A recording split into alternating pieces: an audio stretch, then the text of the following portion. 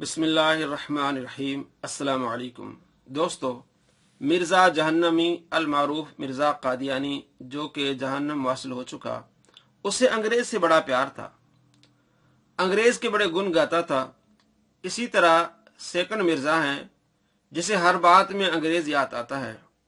कुरान पाक के माना मफहूम की बारी हो तो कहता है कि कुरान पाक का माना और मफहूम वो मोतबर होगा जो एक गैर मुस्लिम लेगा, मुसलमान का लिया हुआ माना मोतबर नहीं होगा।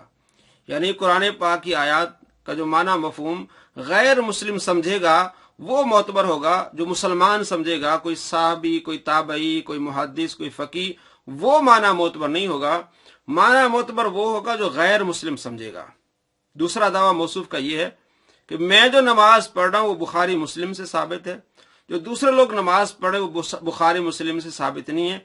इसलिए मेरा दावा है कि मैं आलमी अदालत में जाऊंगा और वहां उनको बताऊंगा, दिखाऊंगा कि देखो मेरी नमाज का तरीका बुखारी मुस्लिम में है जो कि मोतबर किताबें हैं मुसलमानों की, और इनकी नमाज का तरीका इसमें नहीं है।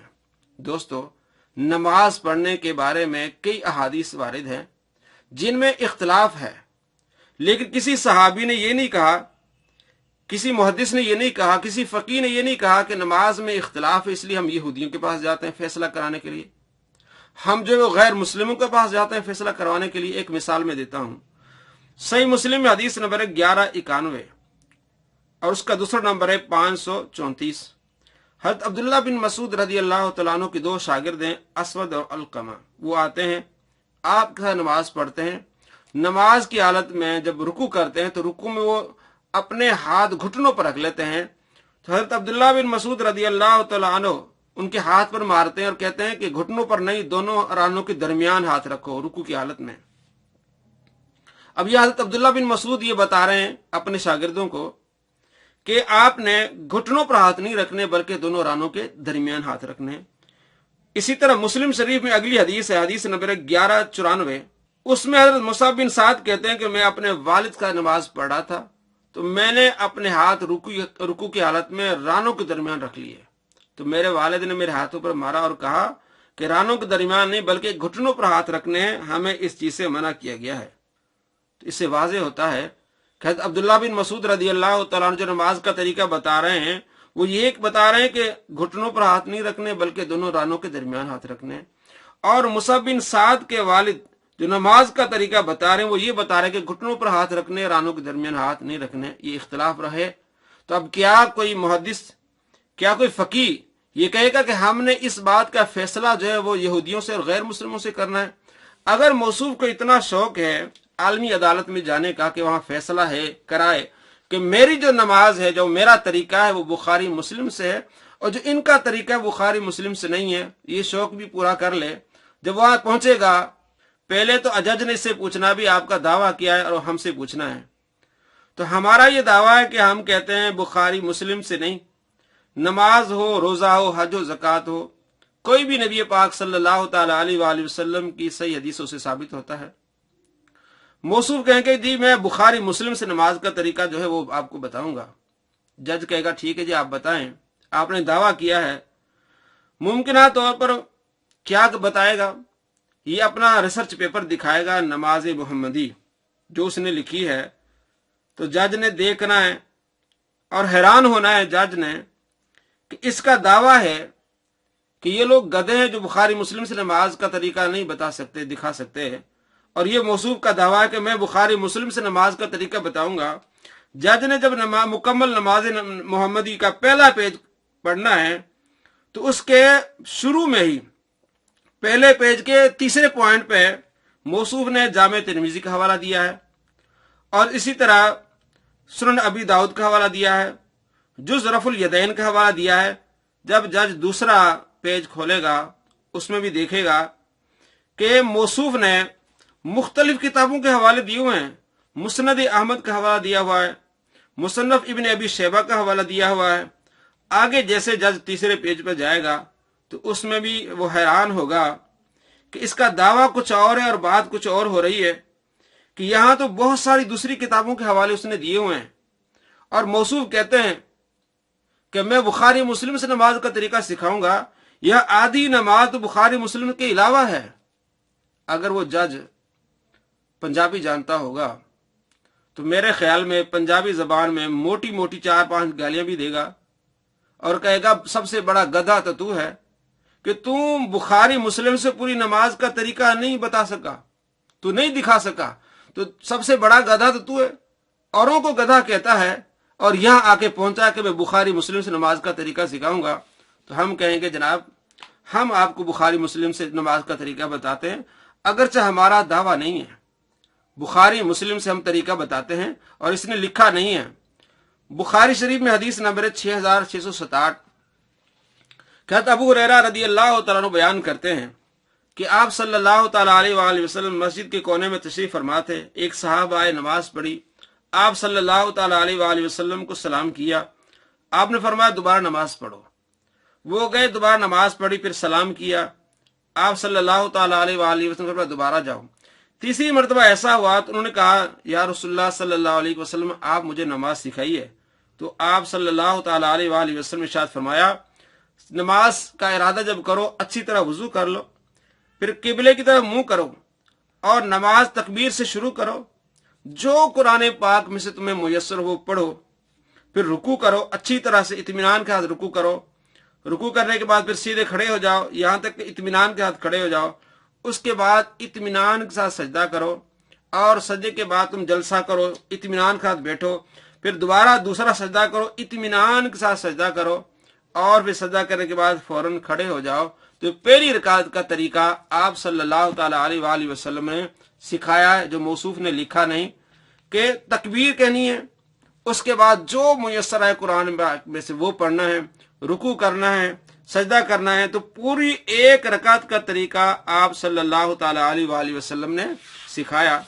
अब अगली मुस्लिम शरीफ में हदीस है, हदीस नंबर 904 अबू मूसा अशरी रदी अल्लाह तआला अन्हु रिवायत करते हैं कि आप सल्लल्लाहु तआला अलैहि वसल्लम ने हमें नमाज का तरीका सिखाया और फरमाया जब तुम नमाज पढ़ने लगो सफ़ें सीधी किया करो और तुम में से कोई एक इमाम बने, और जब इमाम तकबीर कहे तुम भी तकबीर कहो, और जब इमाम गैरिल मग़दूबि अलैहिम वलद्दालीन तक पहुंचे तो तुम आमीन कहो।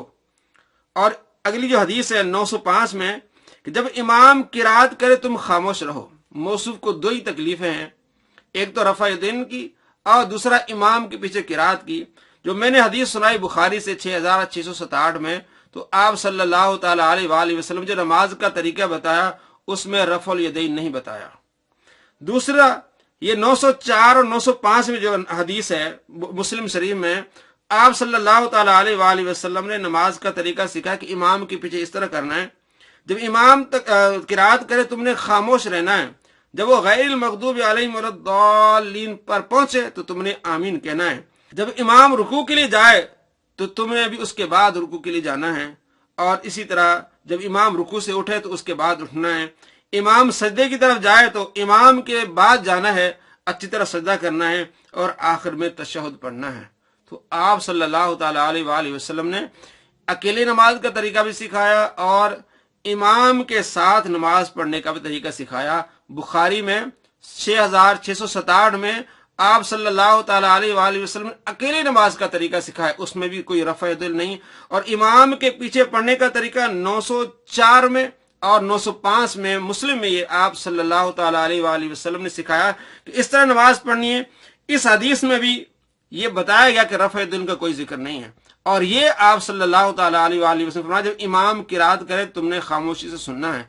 तो मौसूफ की दो ही तकलीफें हैं, रफ़ुल यदैन और इमाम के पीछे किरात। न बुखारी में इस हदीस में और न मुस्लिम में, बल्कि मुस्लिम में 1298 नंबर हदीस में ज़ैद बिन साबित कहते हैं कि इमाम के पीछे किरात नहीं करनी। तो ये बातें वो हैं जो मौसूफ ने लिखी नहीं और पढ़ी नहीं और बताया नहीं, और आवाम को धोखा ये दे रहा है कि मैं आलमी अदालत में चला जाऊंगा, जो आलमी अदालत फैसला करेगी। यानी इसको ये धोखा दे रहा आवाम को कि मैं इतना जो है वो पढ़ा लिखा हूँ, मुझे इतनी कुछ आता है कि औरों को नहीं आता, मैं आलमी अदालत में जाऊंगा और वहां मैं साबित करूंगा कि बुखारी मुस्लिम से ये नमाज का तरीका है। और बुखारी शरीफ में हदीस है 756 में कि आप सल्लल्लाहु तआला अलैहि वसल्लम नमाज जब पढ़नी है सूरह फातिहा पढ़नी है, सूरह फातिहा के अलावा तुम्हारी नमाज नहीं होगी।